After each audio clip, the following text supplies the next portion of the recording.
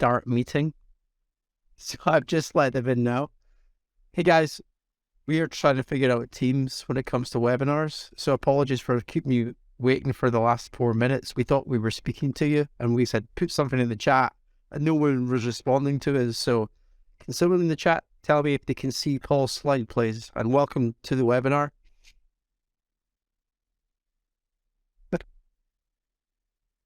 We do need IT support. So I was going to say, are these all techies that we're talking to? They are, yes. Okay, cool. Gavin can say he can see the slide. That means we're in business, Paul. It's just as well I asked that question, or we would have just done like a half an hour session here, and you would have all been in the meeting room.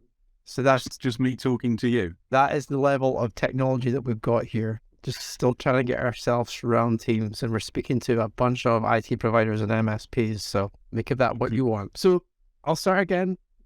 For those that missed it, for me, this is really exciting because I've never done a collab like this with Paul. I've done a number of webinars with other people in the MSP industry, but Paul is someone that I really respect and look up to, mainly because he focuses on sales, and successful MSPs like yourself all know that it comes down to sales. The marketing stuff that we do here at IT Rockstars, that really just supports the sales piece. So Paul's like the main man when it comes to this, and that's why I invited him on here. To tell you the truth though, we spoke a couple of weeks ago about this webinar and he gave me the title of it, Recession Ready, but I have absolutely no idea what he's going to speak about for the next 30 minutes. So I'm quite excited to hear what he's got to say. So Paul, I'll hand over to you. I've done enough talking at this stage. We'll maybe do a little bit of Q&A at the end where you can ask your questions of our expert here. So away you go, Paul. So can you see me as well? Or is it just yeah. I can't see my video. We can see it fine. It is confusing, but it is what it is. You can watch the recording. I want to introduce myself. I'll do that at the end. Okay. I was asked actually a few weeks ago to do a couple of keynotes at distributors event. And as Scott said, of what I do is based around sales management, sales, everything, in an effort to help you all get out there and build your businesses. But one of the things that we seem to be heading for, albeit depends where you look, certainly in the UK, if you look at the experts, they all tell you we're heading for a recession. If you listen to the government, we're not. So I guess you make of that what you will. I know over stateside, there's lots of talk of a recession. So I thought it would be useful to just simply look at and see what we can be doing as MSPs to be ready for the recession and how we can come out of it, perhaps even stronger than we're going into it. So with that, what you see there is a list of all of the major banks, and every one of those is a report on the outlook for 2023. So we're not seeing that slide. I think maybe we need to move to the next one. We've just done the first one still. You're not seeing that one? Oh, or until Mike can see it. So maybe it's just me. Yeah, it's fun, isn't it? You can't throw me. So what we've got here then is a list of all the major banks and their reports. If anybody wants this, it's obviously a post off LinkedIn, but I can send it to you. I'd like to tell you I've read every one of them, and therefore I've got a very clear view of what's going on. The fact is I haven't read any of them because frankly, I think if I did, I'm not sure I'd be any better off at the end of it or know any more than I did before I started. But I thought it's useful to actually give some indication of the things that are around and for research if that's what you want to do. And this is quite interesting. And it's interesting because one of the things I think that we need to be doing whenever there's something coming down the track is to try and get ahead of it. Now, you all know HubSpot. It is the market leader in the kind of inbound marketing space. And they have a CRM as well, by all accounts. But I got this email a couple of weeks ago, and what they're doing is they're offering their starter pack for $30 a month instead of $50. And that's because there's not a negative talk around and we're all under pressure financially. So what they've taken the decision to do is to get ahead of it by offering something as a deal, as an offer now, to try and encourage you to keep spending through the downturn that we're facing. And I thought that was quite neat and something that we could all be thinking about in terms of how we can keep the business rolling when will inevitably be saying that they haven't got enough money. We've seen lots of technical layoffs. My daughter actually works for Salesforce, and she's on maternity leave. And since she's been on maternity leave, they've sacked 20% of the sales force and made 8,000 people redundant. But in the UK particularly, I think she's reasonably safe just because she's on maternity leave. But what was interesting there is that at the back end of November, her manager got an email and to fire a number of salespeople. So they literally did an email to every sales manager in Salesforce with names of salespeople to get rid of by the end of the day. It was Friday lunchtime, email arrives, sales managers told, in the case of my daughter's manager, there were two salespeople that were fired by 5 o'clock. No discussion, no mitigation, no nothing. It was just a case of, this is it, this is what's going to happen. And then, this is a very professional slide that I wrote as well. So there's some more layoffs. So you can see here, even the smallest of companies have been laying people off. So DocuSign, 700, iRobot, don't know who they are, 85, eBay, 500, and so it goes on. But what was interesting for me, was these Meta 20 jobs here, they were actually job offers. So they were job offers that they'd made with people that were expecting to join Meta, whose offers were then withdrawn. So one assumes they'd resigned from their previous position. That's not distracting. They'd resigned from their previous position and they're waiting to start their shiny new job with Meta, and Meta pulled the job offers. So now, this is an interesting quote. Paul Stevenson is a well-known US economist by all accounts, and the stock market has predicted 9 out of the last 5 recessions. So what does that say? All it says is that we've got a feeling in terms of what's going on, but we're never 100% sure. So there's a funny story with this, which Ayrton Senna, who this isn't, if you go into Google and you put Ayrton Senna into Google and you do images, he comes up with this image. Now, I'm not a Formula fanatic, and I did this talk, as I say, for a Disty's event, and the chap came up to me at the end of it and he said, that was really good, that was, but you do know that's not Ayrton Senna. It's apparently Jason Button. It was the Canadian Grand Prix, and he did tell me the year, but I can't remember the year. But what makes somebody know that? How does somebody know from that who's driving it and what Grand Prix it was? But the important thing is, Ayrton Senna says you cannot overtake 15 cars in good weather, but you can when it's raining. So the moral of that is, when it's good for everybody and everybody's doing the same job, then it's quite difficult to get past them. But if we're going into a storm, then it's only the good ones that will actually stay ahead of us or stay level with us. So there's always the opportunity to get past people. So all we need to be able to do is to learn to drive in the wet. And if we can drive in the wet, then we've got a better chance. So what I thought we would do is we'd look at what we can do and have some thoughts and give some actions in terms of what we can do to get ready for it. So that's my dog. She's taken to digging holes in the garden and sticking her head in them. Now, everybody uses the pictures of the bloke on the beach with his head in the sand, and I figured that this would be slightly more entertaining. So one thing that you can't do is stick your head in the soil in this particular case. You've got to face up to the fact that there is something happening and there is something coming, and do something about it. So what can we do? We can defend. So we can batten down the hatches, lock everything down, and wait for the storm to pass us by.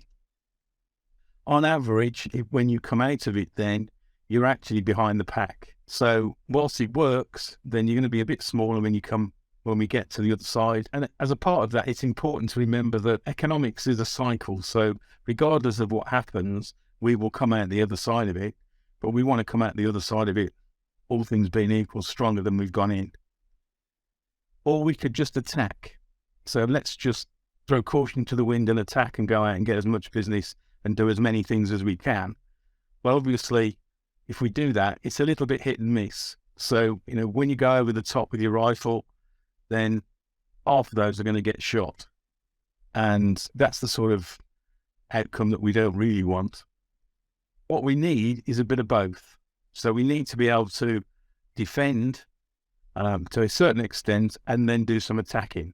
And if we do that, then on average, in all of the sort of research, then we're going to come out of it ahead of most people once we get back to the straight and narrow. So what we'll look at is we'll look at 5 things that we can do to defend, and then we'll look at 5 things that we can do to attack. The first one,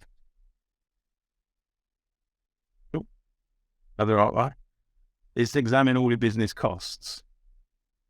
So when things are good, we don't tend to pay a massive amount of attention to what things cost and how it's adding up. Now, I was fortunate at one point. I did work for a man who wouldn't do anything, wouldn't spend any money at all unless there was a very good justification, but it's very much the exception rather than the rule. I got involved in a cost reduction business about 10 years ago, and we did cost reduction for SMEs, and we would maintain that with the exception of people and premise cost, we could save an average of 20% across all of the other cost headings within an SME, which I thought at the time was staggering.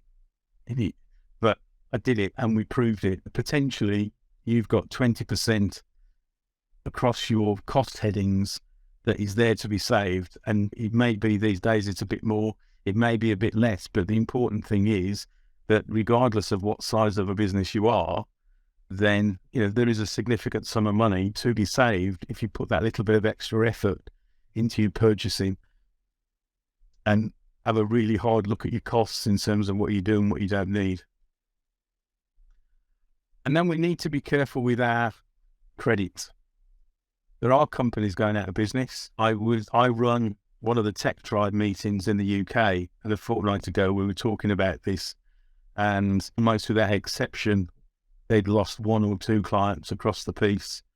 And at the event that I did this at, there was a guy there who'd lost 5 customers in the space of a month that were all going out of business. So you need to be really careful in terms of who owes you money and make sure that you're collecting your money and you're collecting it well. And the first time that they don't pay the direct debit, you need to be on it and on it tight. The one thing that came out of the meeting, the Tech Tribe meeting, and one of the MSPs there actually charges a month in advance.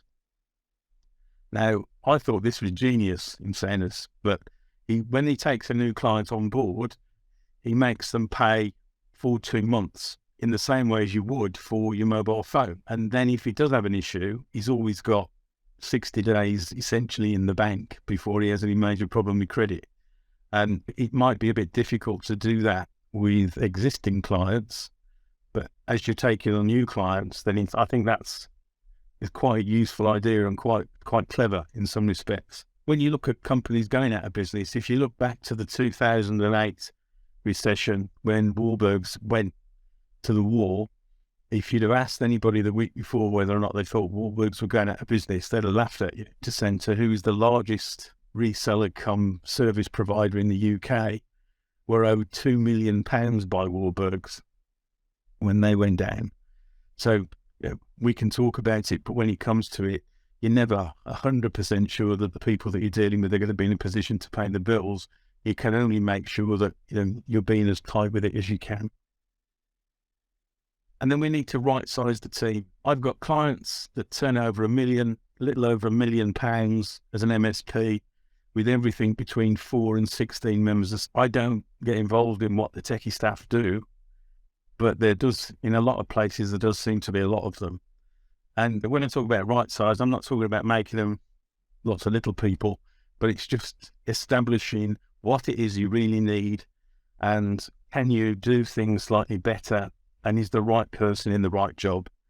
Because your people costs are probably one of the biggest costs, if not the biggest cost that you've got. And again, it's easy over time to take extra people on when things are good and the money's there. But we've seen the layoffs, and if you look at the layoffs that have been made, they're largely by companies that are VC backed or the public companies, because they have to guard their profitability so much. Now, I'm not suggesting that you go around and adopt a similar sort of attitude with your staff, but nevertheless, have you got all of the right people in the right place? Have you got people that are overqualified that you could potentially be doing the job with somebody that doesn't cost you as much money? It's just worth looking at, and I think it's worth drilling into to make sure that you've got the right people in the right place. And look at your software. What software do you use? You've got all sorts of different software products, and I'm talking about the ones that you use to run your business as opposed to your tech stack at this stage. I'm guessing you've got Zoom, you've got Microsoft, you'll have Xero, you'll have a note product of some description, and so it goes on. Maybe Hootsuite, maybe HubSpot. And all these things add up. And the beauty of SaaS is that it costs you £3.80 a seat, but then you start adding it on and you're adding it on and you're adding it on. It ends up costing you lots of dollars. So it's worthwhile looking, do you need it? Can you take some of them out? Are they still relevant?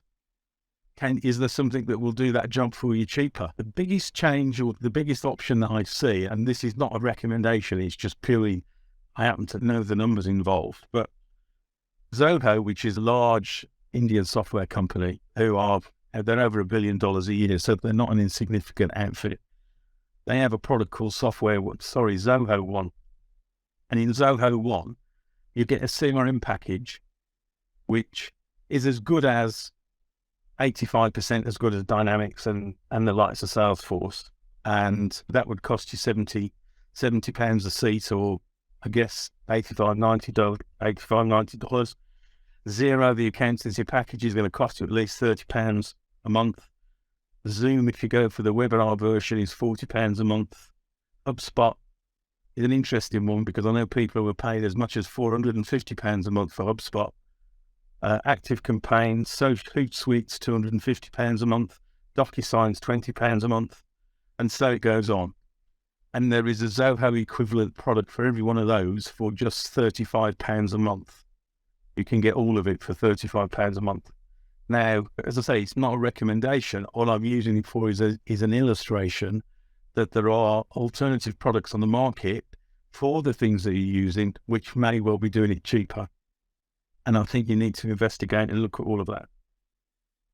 And then we get to your tech stack. Now, far be it from me to start talking to a bunch of technical people about what they put in their tech stack, beyond the fact that there'll be things in it today that you've had in it for years that you don't need. Or there may be products available today that will reduce the costs of that significantly. In my experience, very few MSPs, they'll add things to it, but they very rarely take things away from it. So we all talk about PSA. A PSA is expensive. The ConnectWise and the Datas of the world are charging an awful lot of money for PSAs. And my question is, do you really need it? You've been sold it, but do you really need it? Do you really need all the areas of it? Is there something there that you could be saving yourself 30, 40, £50 a month per seat? So again, it's a matter of looking at it, looking at what you have, and making sure that all the things that you have in it are relevant today. Simple things like your RM, is that needed in 2023 in the same way as it would have been needed in 2015 or 2010? Is there an alternative that will give you the same results for a fraction of the cost? These are all things that this is a great time to look at and start taking some cost out of the business that you've got. So I'll take questions at the end. So in terms of offensive, we've got a few defensive things now that we can get into place, and we can start saving some money as we're going along. But let's look at now how we can actually go out and start attacking and winning some business. So number one is a white space exercise. Now, if I'm standing up in front of you, I can actually describe this with my hands, but the majority of people know what this is. But fundamentally, if you were to draw a matrix and you put your clients down the left-hand side and your services across the top, and then you put a cross in the box, in the interchange boxes for each client across your services. And what you'll end up with then is you'll end up with a load of white space where you've got clients that are not using that service from you. Now, it doesn't matter whether you've got 10 accounts, 30 accounts, or 150 accounts. I can guarantee you that you could grow your business by between 20 and 30% by just simply getting all of the business that's available to you from your existing account. But what it means is that you have to do the exercise, then you have to draw up a plan, and then you've got to be able to go out and speak to them about the areas that they're not using you for. They're all under pressure in just the same way as you would be. So to be able to go out with a good story around printing, if it's printers, it may be that you've got no printers in any of your account. You've got the opportunity to go to a disty or a printer manufacturer and say, I've got 50 accounts, I want the printer business, do me a deal on printers. You can go out to them, you can start talking to them about printing, you can talk about print management, you can talk about consumables, and you can build yourself a business case. And if you do that with every area of the business that you haven't got, then you're looking at, as I say, 20 to 30% growth just purely from your existing customers. But it does take time and it does take effort. And there is no quick way of doing it. There's a bit of legwork, but I'm sure it's worthwhile in the end. And exceptional value. I think increasingly you need to be communicating with the clients. You need to be helping them develop and bring technology forwards to help them grow their businesses. I would probably, without exception, you're all saying this, but how many are actually delivering it? Why not do a weekly or a fortnightly webinar and a security update just to talk about it's a news cast as much as anything, the sorts of areas that have been exploited over the previous couple of weeks, the type of companies that have been done, the size of the companies, the size of and the costs of what's involved. Maybe just bring some news around various aspects of the vertical market, presupposing you've got a vertical market that you work with. But just start to bring some expertise, some help and support to your clients so that they're not really go somewhere else. And at the end of it, once we come out of this, you'll have a set of customers, a set of clients who are more loyal and start to really appreciate the sorts of things that you're adding. And evaluate your current offerings. So this kind of ties in with your tech stack, but are the services that you're selling relevant to the market in 2023? And are they actually what your clients want?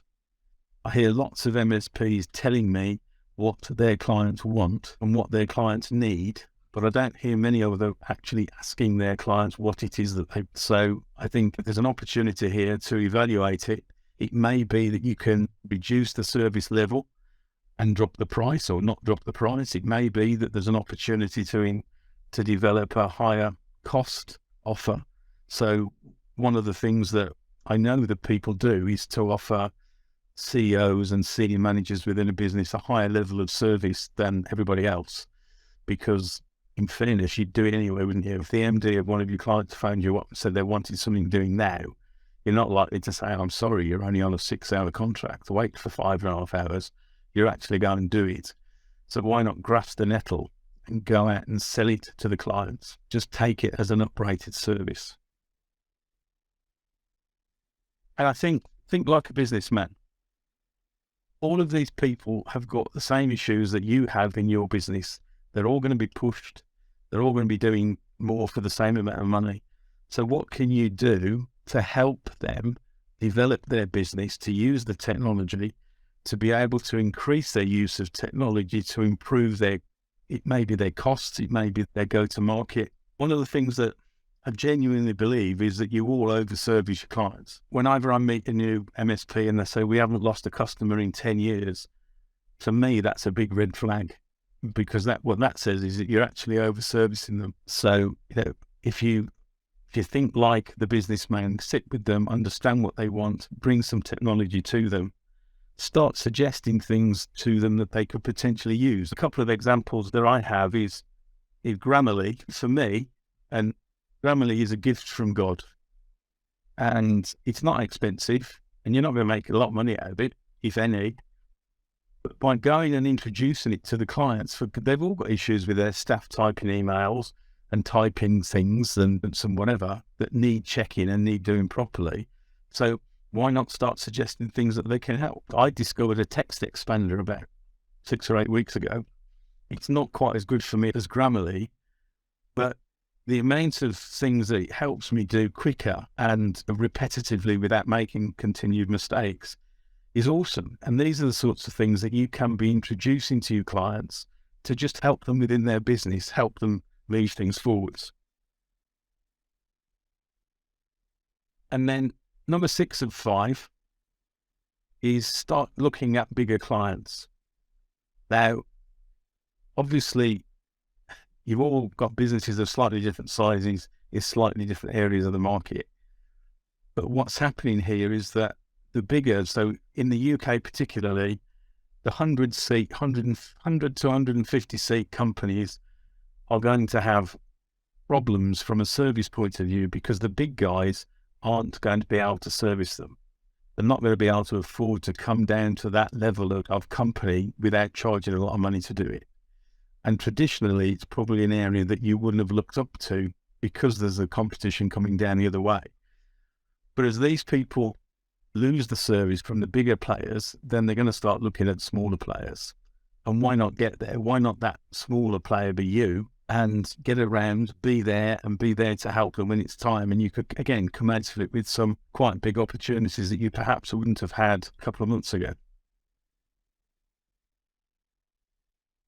So if we look, just some numbers to try and illustrate what I'm saying in some respects. But so if we reduce our costs by £1,000 a month, and then we increase the wallet share of our customers by 15%, and we will become more of a trusted advisor and we'll have a lot more loyal clients. So simplistically, £1,000 a month is roughly equivalent to a £2,000 a month recurring revenue contract. So just saving £1,000 a month is giving you the equivalent of £2,000 a month new client. And if we're increasing the wallet share and we're getting £500 a year extra per customer, then if you've got 30 customers, then that's another £15,000 a year. So it doesn't take a great deal to start building some cash back into the business and making the business more profitable and taking advantage in many respects of the circumstance and where we are in the economic cycle. So I'm hoping everybody knows who Andy Grove is. Sometimes you take these things for granted, don't you? I just said, of course, everybody knows who Andy Grove is, and everybody looked at me like I'd just landed from somewhere different. Andy Grove was the driving force behind Intel. So he's quite renowned as a business person. And he says bad companies are destroyed by a crisis, good companies survive them, and great companies are improved by them. And I think you've got a great opportunity here to actually become a great company and start grasping the nettle and improving as we move forwards. So, just as a bit of an advert, just move my camera a little bit. One of the things that I've done, and I was going to call you Craig then, and Scott has, I have this real issue because for some reason I want to call Scott Craig, and I even introduced him as Craig to somebody at Christmas. So Scott's been working with me on this, but I've started this sales club, and the basic premise is that it offers the ability or the opportunity of companies at a relatively inexpensive rate to concentrate on their sales essentially once every 3 weeks. So one of the issues I think you have is focus. So the whole idea of this is that once every 3 weeks, we have a small peer group that gets together and we have a bit of education. We have a general discussion around various aspects of the business. So last Friday, one of the members had been out to a prospect meeting in the morning, and the prospect had given him a copy of the quote from his previous supplier and said he doesn't want any corporate this and he doesn't want corporate that. He wants a nice friendly relationship with his supplier. So how would we approach it and what would we do and what sort of proposal would we put forwards? So there was a discussion, there was some suggestions made for that. One of the guys has got a big deal that's a lot larger than he'd ever done before, and how could he structure it and how can he make it worthwhile? So we had that conversation, and then we talked about some deals that were closing by the end of the month. So that's available. There are different tiers, but essentially we start at £149 a month. I think we also have to mention that you get a discount if you're an IT Rockstar member. and you get a discount on it if you're an IT Rockstar member. And I mean, in terms of salary, what I do largely is work with businesses from a sales strategy perspective. So it's really looking down, look, what do you need to get in place to be able to go out and sell deliberately? So when you get to the stage of recommendation and referral not being enough, and that in the UK typically happens between 900,000 and 1.1 million. If you've been in business for 15 years and you've got 5 engineers, then you can get to £1 million. If you want to go beyond that, then you've got to start doing things slightly differently. So, you need to get everything in place. So I have a workshop and I have a variety of different ways of doing that. And then that's me. Although my hair was darker seemingly then. How old is that for? I'd rather not talk about that. Excellent. It's not that old in fairness, but as I say, my hair has actually gone slightly grey since I moved to Dorset. So I showed this photo to my wife and she was like, he looks like he's got a bit of Italian in him. You got any Italian in you? Not while I'm standing there. No, okay.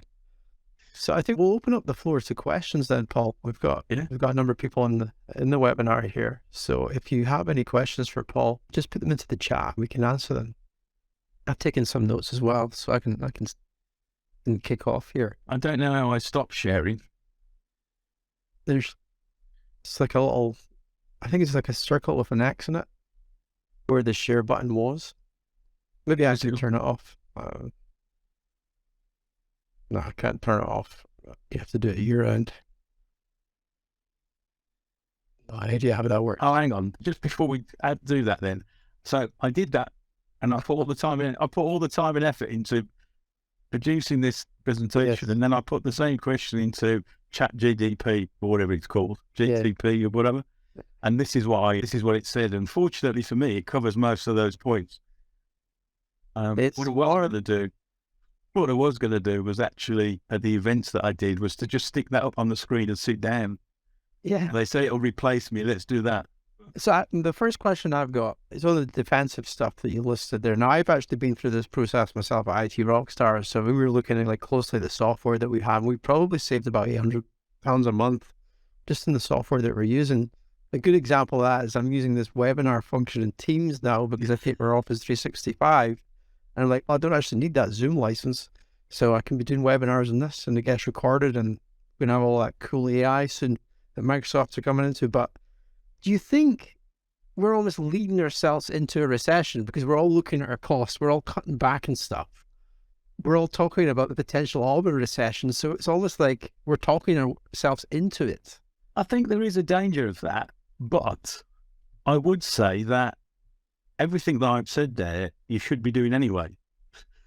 True. Yeah? So all I'm doing, or I suppose all I'm highlighting, is to, as you go into this, get ahead of it. So do these things anyway. I worked for a man who did this every time as we went along. Nothing was added unless it was absolutely necessary. And when I joined him, he turned over 14 million a year. And this last year, he did 2.5 billion. So you've got to say that probably works.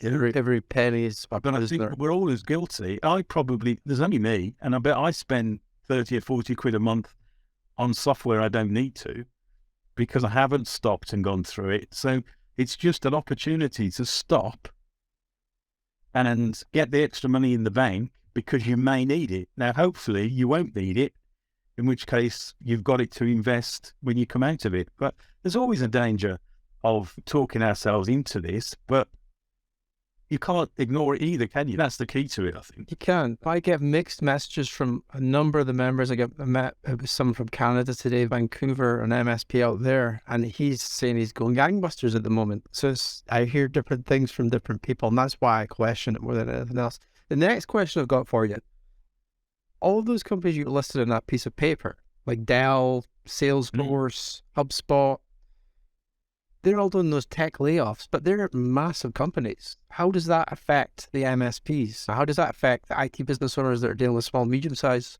clients? I don't see how that directly affects us. And I've always been told that from an MSP perspective, we're usually quite recession-proof because we're dealing in so many different variety of industries. I think The business model is recession proof because it's monthly recurring revenue. So if you look at the pandemic, which is the last serious issue that we all had, the companies that had a real problem are the ones that, and I know one of each of these, but one where the majority of his business was actually people on site. Okay. So he sold projects and he sold people on site. And of course, as soon as they didn't have offices, they didn't have on site. So his business halved. And then I know another guy who's got himself a job because his business was all block hours. And he just went the block hours route. And of course, if nobody's working, they don't need any block hours. So the monthly recurring revenue is the strongest play.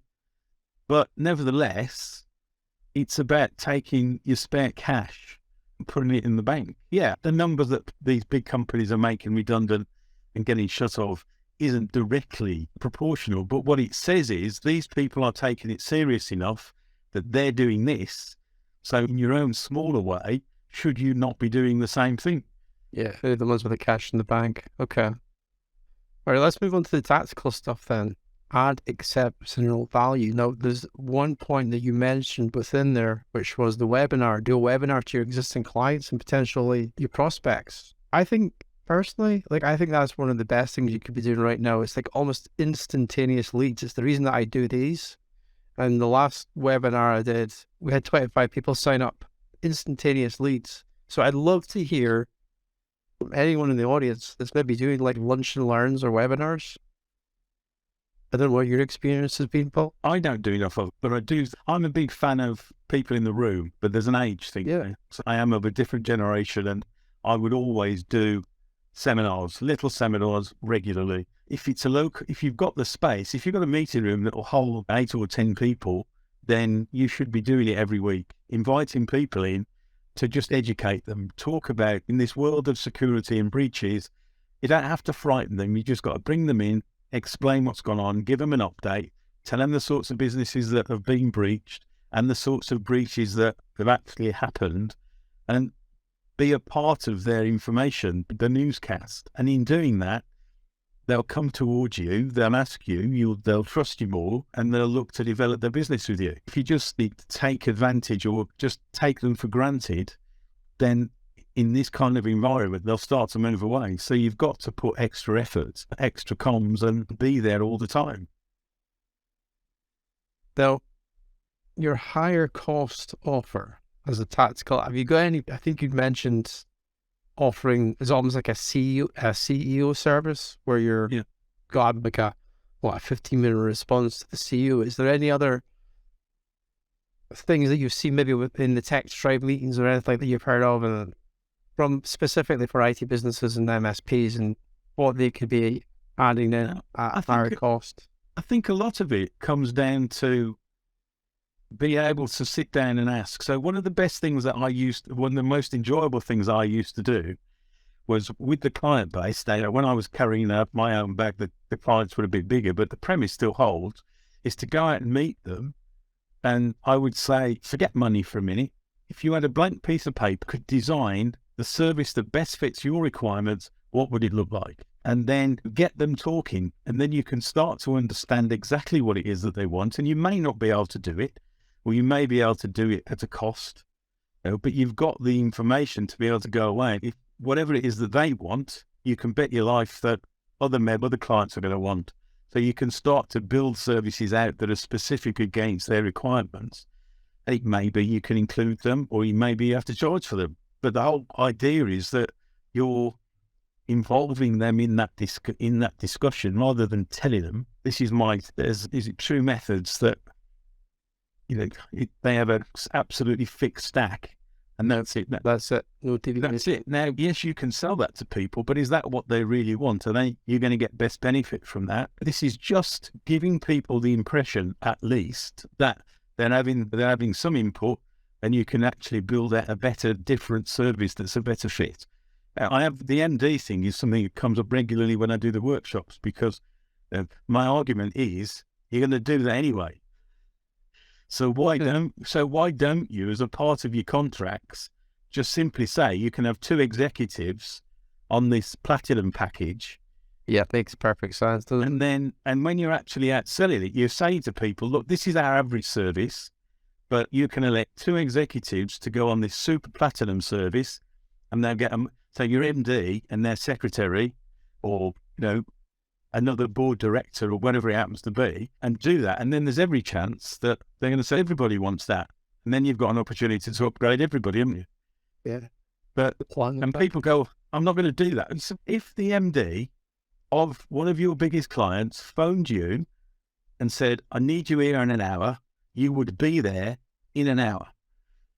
You wouldn't say, that's not our level of service.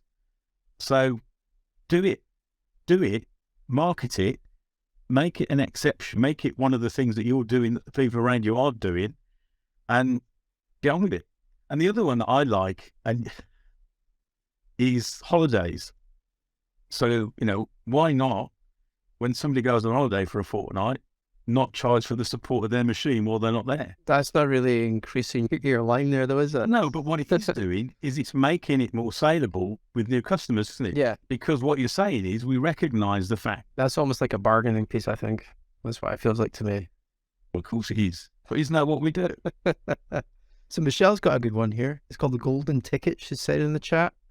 So every month, you can escalate a certain number of tickets to P1, priority 1. I like that idea, but most users think they're priority 1 anyway, don't they? But that's the challenge, isn't it? Because by differentiating and having it as a part of your sales story, it all comes back to looking at what you're doing.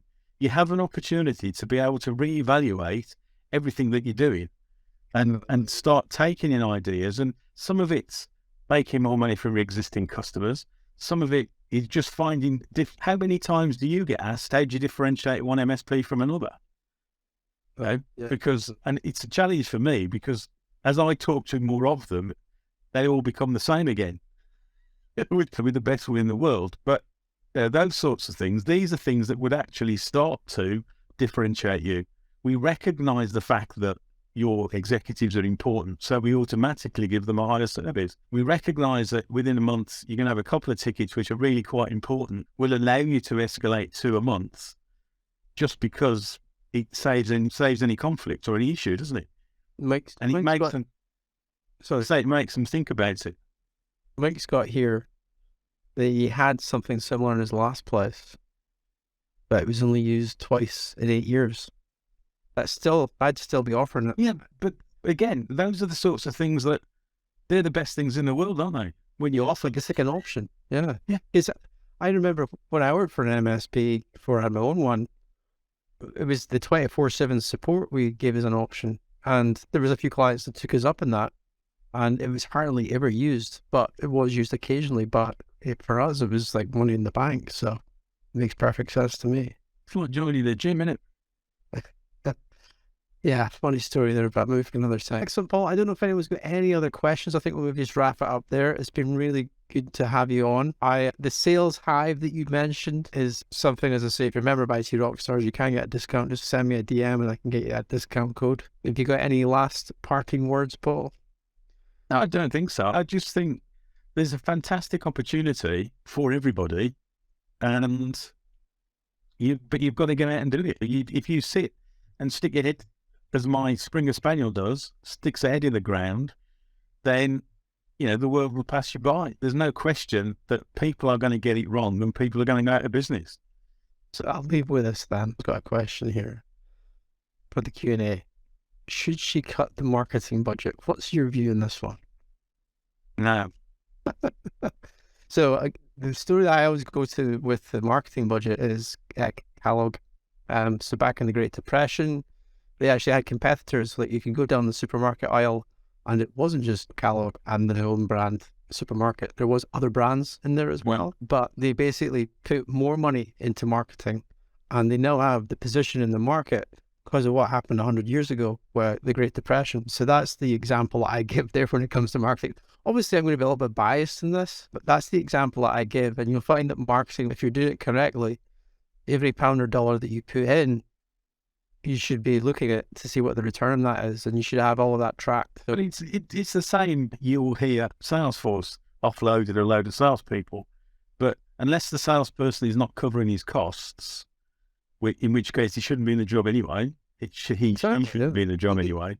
Yeah. I've been fortunate that I went through 2 recessions when I was with SEC, and the bloke who owned the checkbook, and his attitude was take more people on and let's get on and drive through it. Yeah. We were fortunate that the business could afford to do that. But obviously not everybody can, but it's like taking the engine out, isn't it? Oh, it's going to be difficult. Let's take the engine out for a while and things will just stop. You've got to keep going. You've got to keep driving. And certainly from the marketing side, you got all these people advertising on a particular platform. So it could be Google ads or Facebook ads or LinkedIn, wherever it might be. Now, a number of them are going to look at their costs. They're going to cut their costs and stop advertising. So what does that do? It brings down the cost of the advertising, so you can actually reach a higher audience by putting the same money in or even more. That's my logic on it. Now, get rid of a techie and keep the marketing budget would be my answer. Yeah, or even hire another salesperson. Absolutely. Oh, okay, Paul. Great to have you on. Thanks everyone for joining us today, tonight, wherever you might be. I'll make this recording available to you so you can go back to it. And if you've got any questions for Paul, how can people get in touch with you? Either drop me an email at paul@cellularly.co.uk, or alternatively, just DM me on LinkedIn. Excellent. I'd like to think if you search for Paul Lloyd on LinkedIn, I'm the first one that comes up. Yeah, I'll have to try that out. Yeah, I will be for you. It's for people that I'm not sure whether that's just my ego or whether it's a fact, to be honest. But yeah. Okay, perfect. All right, we'll end it there. Yeah, thanks then. Thanks, on. If you've enjoyed today's episode of IT Rockstars, we invite you to check out itrockstars.net. IT Rockstars is the essential resource to boost your MSP marketing efforts. Every month, you'll gain access to 4 premium white label articles specifically crafted to attract high quality leads. Use this content on your blog, LinkedIn, and email. We'll show you how to generate MSP B2B leads for your IT service business. We can only offer this service to one IT company per area, so sign up today and lock your competitors out.